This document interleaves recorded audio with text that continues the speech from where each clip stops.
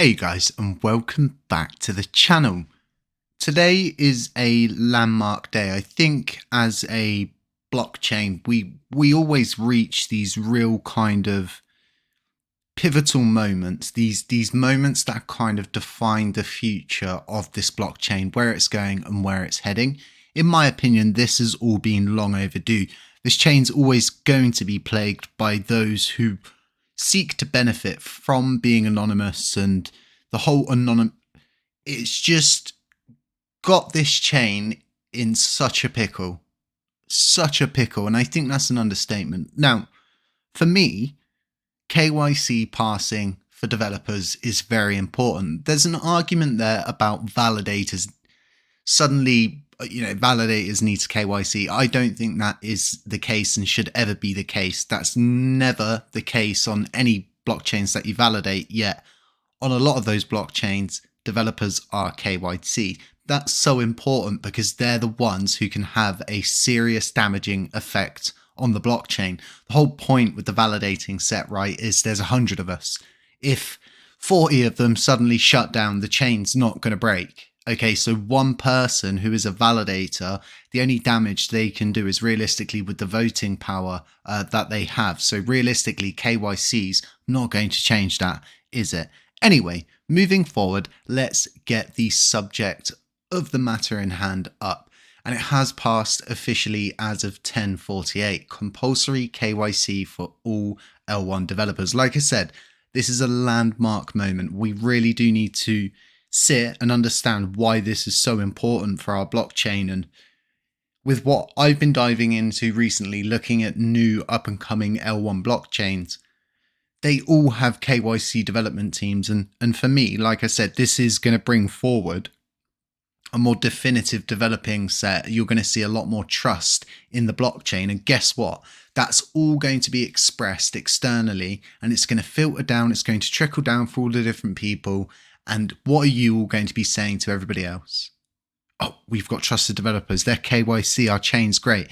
It's all going to lead to positive reaction internally, which then leads to more positive reaction externally, which then leads the mass media to then report on these reactions. And ultimately, right, this is a really good thing for our blockchain, like I've been saying. So for me, as much as all the bad actors, the cronies and the narrative hate this, it's happened, it's there, and now anybody realistically who's going to sit there and probably go, oh, well, we should have added this or we should have added that. We're at a point with governance now where if there is an issue like that, you can simply just propose another proposal, correct the issues, iron out the kinks, get everybody to agree to the newer version and move forward.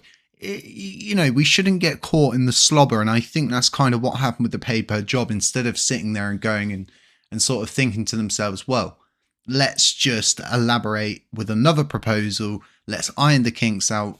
I think in essence, a lot of people were playing into the narrative's hands of wanting to sort of manipulate everything and turn everything around to specifically how it suits them. Like I said, this is all going to go now. I'm really excited. And I think over time, right, these people, they're going to lose interest. There's not going to be enough to gain here. And maybe, just maybe, a juicier fish comes past for them. And for me, right, as horrible as that seems in my head, that they're going to do this to another chain or they're going to go somewhere else and destroy something else, ultimately, right, these people are going to do what they're going to do.